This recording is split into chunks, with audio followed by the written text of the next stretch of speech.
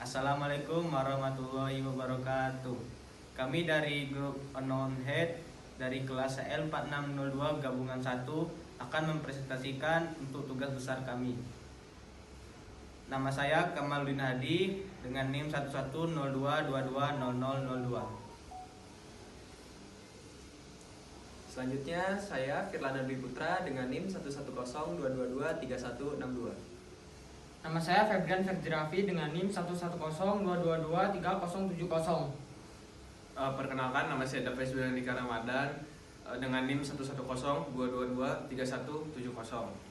Perkenalkan, nama saya Yoga Satya Wisesa dengan NIM 1102223198. Baiklah, kita langsung saja ke slide presentasinya. Baik, kami dari kelompok The Unknown Head ingin memberi judul mengenai penyaluran sumber listrik adalah hak semua warga negara dan terutama bagi warga pedalaman. Nah, di judul yang kita ambil ini terdapat 4 subjudul, yaitu ada yang pertama adalah latar belakang, kedua masalah, ketiga solusi, dan keempat kesimpulan. Kita mulai dari latar belakang terlebih dahulu. Latar belakang.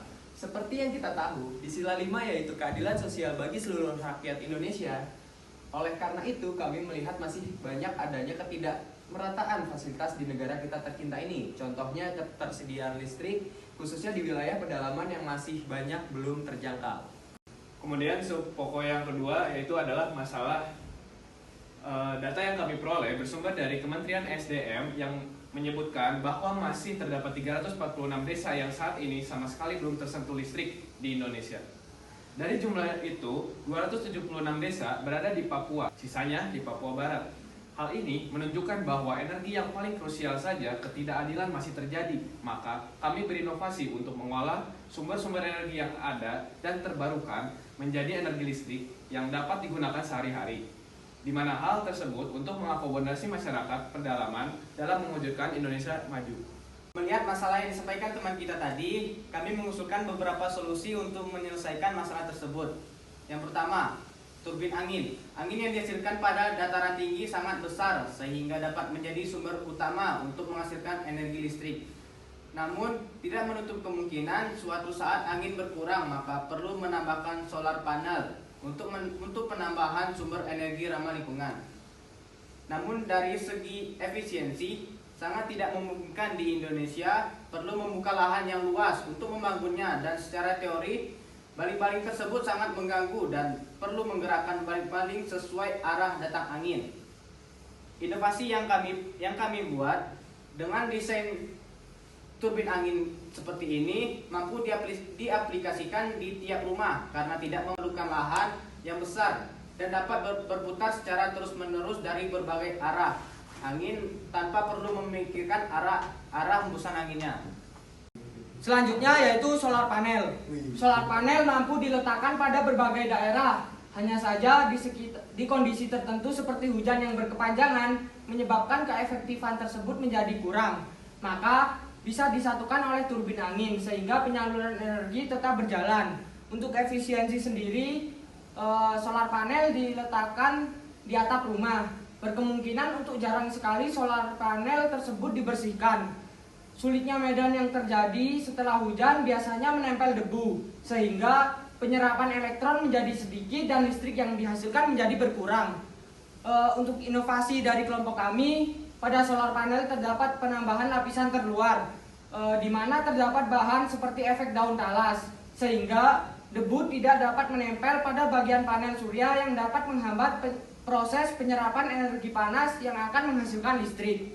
Selanjutnya ada turbin air. Bagi daerah yang terdapat sungai, hal ini bisa dimanfaatkan lebih lanjut dengan PLTA. Jadi, PLTA itu adalah pembangkit listrik tenaga air. Air menjadi energi terbarukan terbaik yang bisa menghasilkan listrik sebesar 97,9%. Bahkan air aman dari segi emisi dan tidak membahayakan lingkungan, tidak seperti mesin atau bensin yang ada emisinya. Oleh karena itu, cara ini terbilang cocok bila diterapkan di pelosok desa untuk bisa menghantarkan listrik ke sana. Dari segi efisiensi, dalam pembuatannya memerlukan dana yang sangat besar dan dapat merusak ekosistem yang ada sehingga tidak memungkinkan dalam pembuatan PLTA ini. Karena dilihat dari wilayah Indonesia, di pedalaman terdapat sungai yang tidak terlalu besar. Dan bila air itu dibendung, maka otomatis ekosistemnya bakalan terganggu. Secara inovasi, dengan pembaruan model yang dinamai dengan PLTMH. Jadi apa itu PLTMH?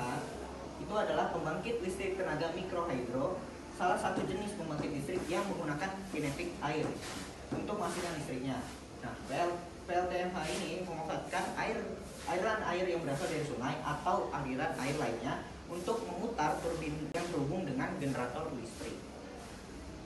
Nah, kesimpulan dari kelompok kami yang sebagai generasi penerus bangsa yang akan mewujudkan cita-cita bangsa juga ingin memajukan negara ini dengan cara kami sendiri, dimulai dengan mengalirkan listrik ke seluruh penjuru Indonesia, yang itu berarti sesuai dengan sila kelima keadilan dalam segi fasilitas, hak dan segala macam bagi bangsa Indonesia, sampai ke pelosoknya yang keberadaannya jauh dari pemukiman warga. Berikut ini adalah daftar pustaka yang kami cantumkan dalam pembuatan PPT ini, ada di sini, bisa dilihat saja. Demikian presentasi yang telah kami paparkan. Semoga PPT kami bermanfaat bagi semua orang, dan semoga ide yang kami cetuskan tadi bisa direalisasikan secepatnya. Wassalamualaikum warahmatullahi wabarakatuh.